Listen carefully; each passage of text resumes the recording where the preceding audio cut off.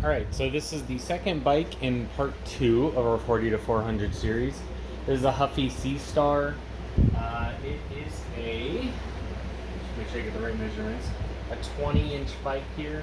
So it's pretty much ready to go as is. Honestly, you could flip it in this condition. So the rear's fine, front wheel's fine, everything feels good. What we're gonna do though is we're gonna actually add some grease down here just to the crank.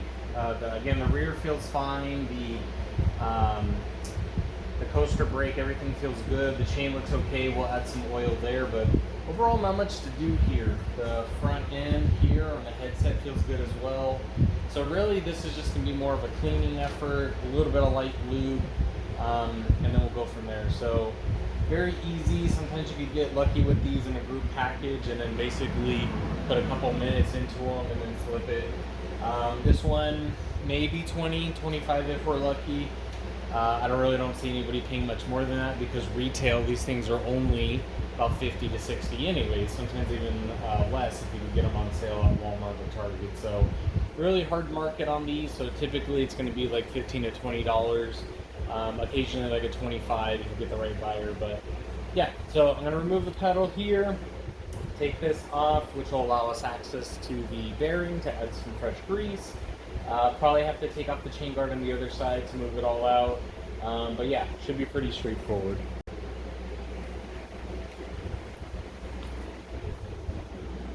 Alright, so that was definitely the most interesting assembly I've seen on a bike.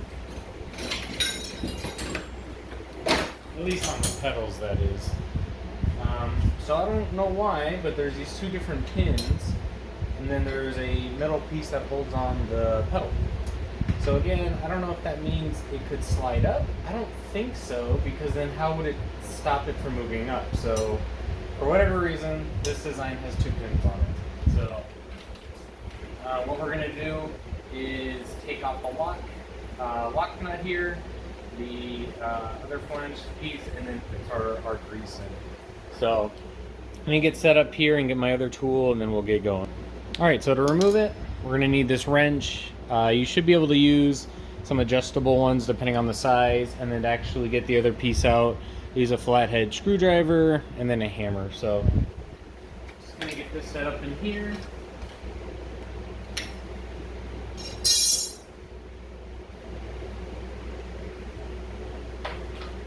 piece out. And then it might, yep, it was already loose. So that's fine. Alright, so while we still have the tension holding it, I'm going to take off the chain guard from the other side. Let me see where this is attached.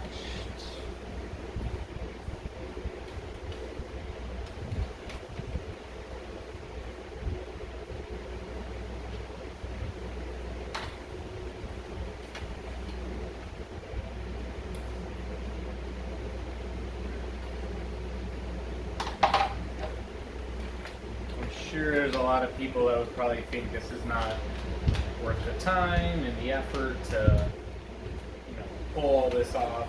Literally pulling off the guard and everything else just to put a little bit of grease. I think it's worth it. If I was the parent buying it,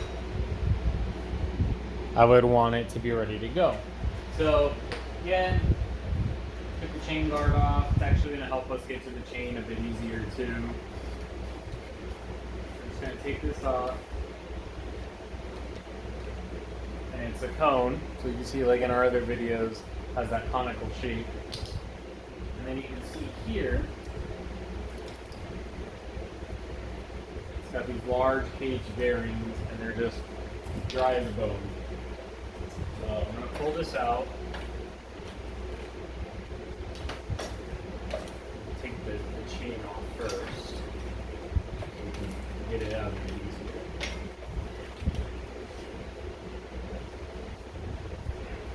And there you have it. So I'm going to try and show it. This is the entire crank assembly. So the cage bearings sit here on this cone, and then they'll spin around there. So I'm going to get all this cleaned off, re-grease it, and we'll put it back together. oil the chain, and that'll be about it. Maybe a couple more touch-ups like on the exposed metal, but it's pretty much ready to go. All right, so I got everything cleaned up, reinstalled it. There's grease packed into this bearing. This one I'm going to do once we put it on this side, and then I know it's hard to see, but both sides already have their races greased. So I'm going to put this through.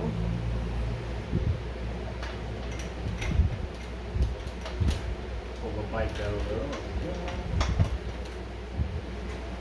I'm going to put this bearing on. I'm going to add some more grease around it to help hold it in place, but then also obviously to lubricate it. And it would have helped if I brought the rest of the parts with me.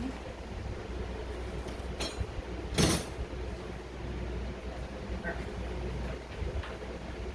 So we're going to put the cone on, so it's the same exact operation, but now we're going in reverse. I gotta make sure we're seated correctly.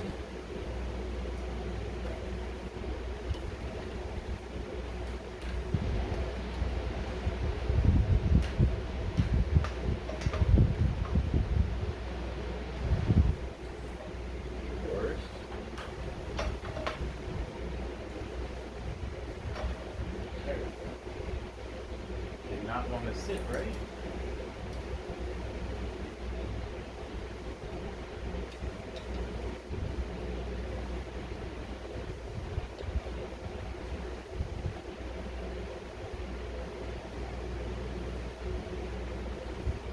So just like any other bearings with the race and the cup here, you're going to want to, or the cup and the cone I should say, you're going to want to get it to where there's no play, but it's still moving. So essentially you don't want it to be binding up on you. So that feels good, there's no play. I'm going to wipe all this off real quick. Keep it looking nice and clean. And we're going to put our lock nut back on. But before that, there was a washer. Put this back on. That there. And I'm going to hold this so that as we tighten it, it doesn't move. I was going to attempt to take it and get this on this angle here.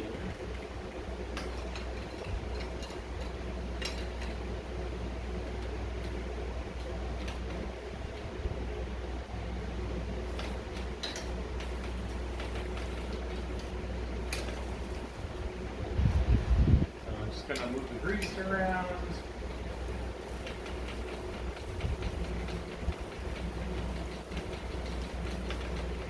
I think it feels pretty good.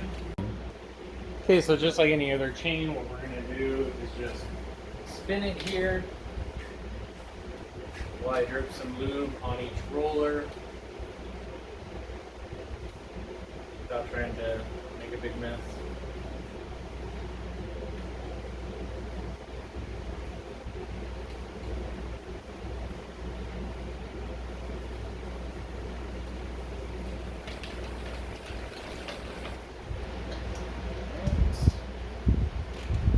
Chain guard back on, and then we'll run through the cost. Alright, so we're all done with the Huffy Seastar. Came out looking pretty nice. Really didn't have to do much. Oiled the chain, added some new grease, tubes are good. So literally it's just a very minor tune-up here, and it's ready to go. So we'll get this posted. I'll run through the numbers right now, and then we'll get working on the BMX bike, and then probably tomorrow we'll do the Diamondback. So for the cost breakdown, this portion was $5 of our 40. We spent $2 on gas, $2 on parts, the parts being just the grease and the lubrication. So we're in at about $9.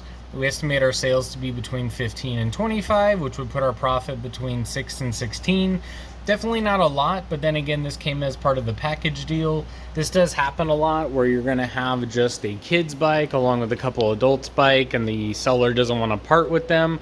I usually just take them. If anything, if the paint was really bad, if it was just, to the point where we didn't want to actually work on it, I would keep the wheels, sell the wheels as a package. You can get $10 easily for those. If the chain is in good shape, but everything else is messed up, you could salvage the chain and use it on another bike. The seat post, the seat, the bearings. I mean, this whole bike itself could be worth $20 in parts alone, especially if you're hurting for it, and you need, some type of a lock nut or something else. So definitely worth it, even just to pick up as part of the deal. So we'll start the other bikes now, and yeah, look forward to finishing this series.